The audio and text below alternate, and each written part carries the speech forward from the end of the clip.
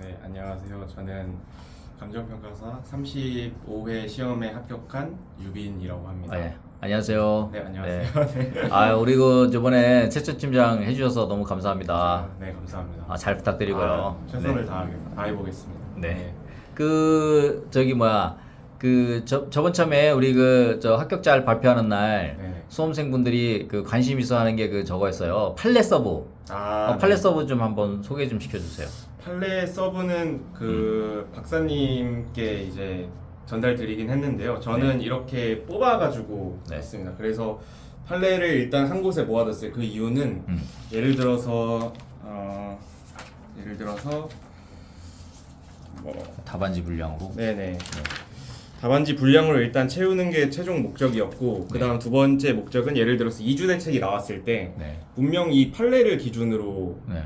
그 문제가 나온다고 박사님께서 누누이 말씀해 그렇죠. 주셨거든요. 네. 네, 그래서 저는 이거를 그러니까 예를 들어서 뭐 용도 변경, 임의로 용도 변경했다 이게 네. 문제가 나오면 네. 이거는 무조건 쓰고 어. 이거랑 관련된 거를 더 많이 써 깊이 있게? 누구보다 많이 써서 더 추가적으로 점수를 받기 위해서 이렇게 테마별로 모아놨습니다. 그래서 이주 대책도 뭐 관계법령이랑 고시 등이 있은 날 이후 용도 변경된 경우, 그다음 허가 등 없이 임의로 용도 변경된 경우 이것도 써주고, 뭐 사업 시행자의 재량 이것도 기본적인 판례니까 이것도 써줄 수 있으면 써주고, 약간 이런 식으로 하기 위해서 판례를 일단 쫙 모아봤고, 이거는 스터디에 나왔던 판례를 다 모아보니까 대략적으로 한 56페이지, 네네. 6페이지 정도 거의 되고. 네, 그 정도로 나오고, 여기다가 저는 좀 더 심화하고 싶어서 제 나름대로 이렇게 수기로 예를 들어서 뭐 사용 승인 받지 않은 건물 나오면 네. 목차를 뭐 우허 건축물 의 쓰고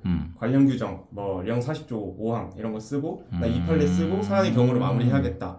그러니까 이런 목차까지 저는 그 생각을 해놓고 좀 네. 정형화시키려고 노력을 했어요. 그랬었구나. 네네. 그래서 그거를 이제 답안지에다가 한 이유가 있을 거 아니에요. 어떤 거가 네네. 판례를 답안지. 네, 이 판례를 답안지에다 한 거는 이렇게 답안지에다가 한 네네. 이유는 판례가 사실 너무 길어요. 판례가 이제 그렇죠. 너무 길기 때문에 길죠. 박사님께서 스터디에서 강조해 주시는 그런 네. 키워드를 뽑아서 네. 내 나름대로 정리를 해보자.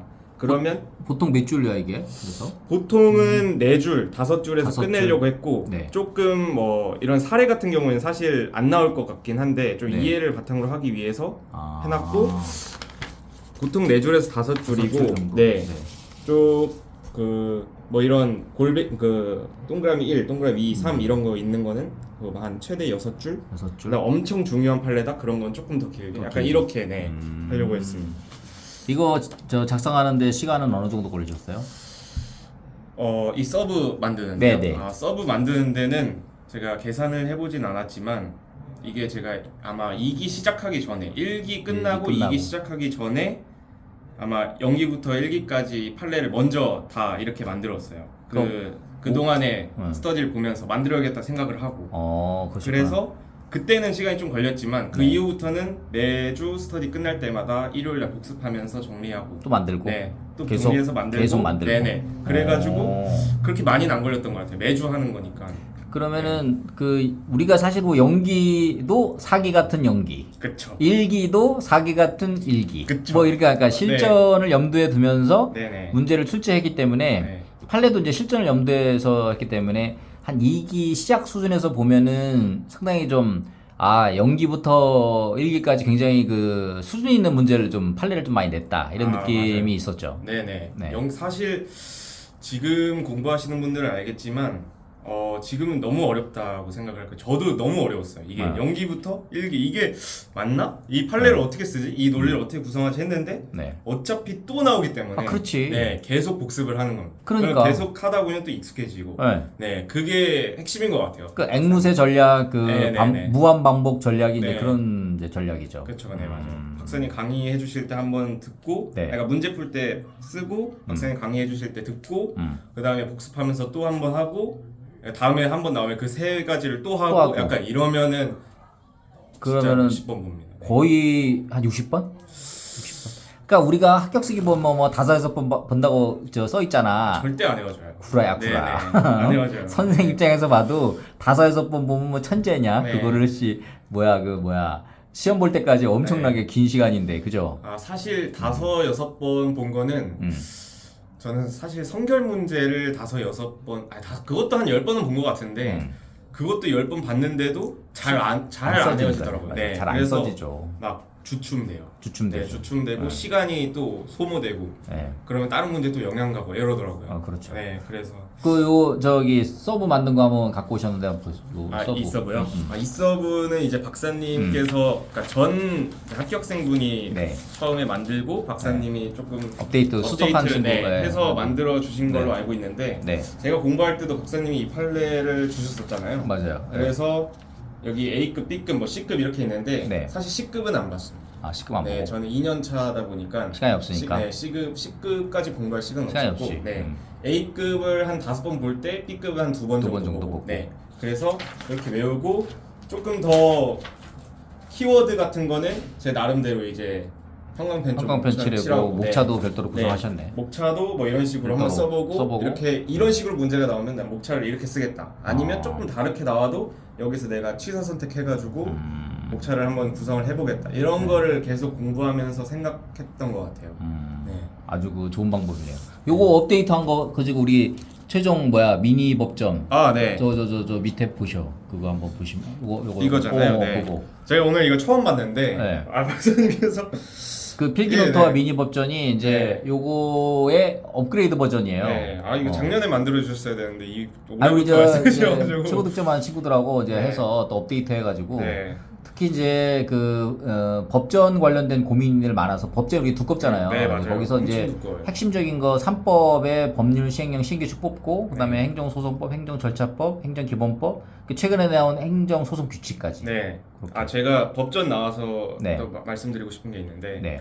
저도 법전을 하루에 꾸준히 외웠거든요. 네. 하루에 한 30분에서 1시간 무조건 하루에 투자를 했는데 어떻게 외웠어요? 봐봐 그때 뒤에 한번 네. 법전 보시면서 어떻게 외웠어요? 뒤에 우리 3법부터 이렇게 있는데 이게 보건법이고 보건법이고 앞에 이제 여기 토지보상법. 토지보상법이고 근데 저는 그냥 진짜 무식하게 외웠어요.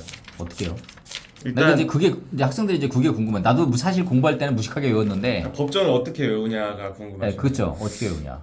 저는 처음에 이제 개별 스터디를 해서 외우긴 했는데 몇 명이서? 한 4명이서 했던 것 같아요. 언제부터요?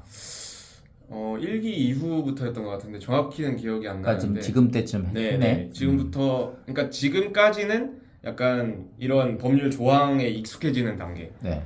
그 단계였다면 이제는 본격적으로 외워야겠다. 외워야겠다. 이게 되는 건데 예를 들어서 이제 1조, 2조, 3조, 4조 이렇게 쭉 나가잖아요. 네. 그러면은 뭐 이런 국토총화 택부 이거는 박사님께서 항상 강조해 주신 거기 때문에 이건 어차피 다 외울 수는 없거든요. 그렇죠. 이런 거는 약간 키워드 중심으로 외우고 정의는 무조건 정확히 외워요.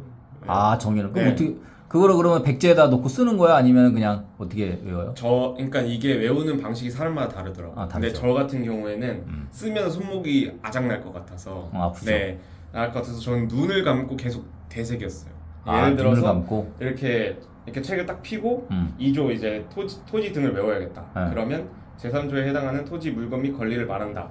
그 다음에 한 2번 정도 읽고 눈을 감고 토지 등이란 제3조에 따른 또 막히면 한 번 다시 보고 다시 또 눈을 감고 다시 외우고 이 한 문장이 나올 때까지 네. 그럼 그거 진짜 수십 번 반복했겠네요. 네, 엄청 반복했죠.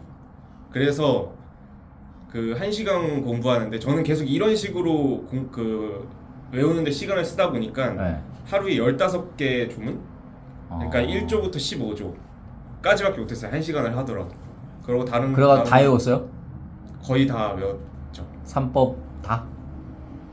박사님이 항상 말씀해 주시죠. 중요하다고. 네, 중요하다고 하는 것만. 네, 토지보상법은 다 외우고. 네, 시행령이랑 시행규칙은 박사님께서 중요한 중요하다고 것만 네. 한 거. 행정기본법도 중요하다고 한 네. 것만.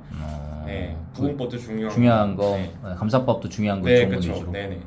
야. 스터디에 나오는 것들. 스터디 나오고 시험에 나올 만한 거. 네. 사실 뭐 안 나올 만한 절차적인 내용들은 네네. 사실 뭐 이렇게 안 중요하니까. 맞아요. 뭐 부공법도 같은 경우도 표준지 공시가 3조, 뭐 개공 10조, 맞아요. 뭐 그런 이런 거, 것들. 네네. 그런 것들은 이제 통으로 좀 외워야. 네, 통으로 좀 외웠어요. 그래야 뭐 이번에 이제 정정 같은 거 나왔을 때 좀 맞아요. 명확하게 맞아요. 쓸 수 있죠. 명확하게 쓸 수 있고 막힘없이 써가지고 막힘없이. 그게 이제 시간 세이브가 생각보다 엄청 많이 돼요.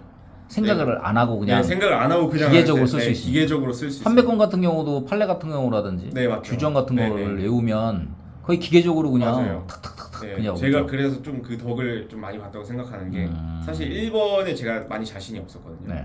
그러니까 환매권 박사님이 중요하다고 말씀해 주셨지만 음.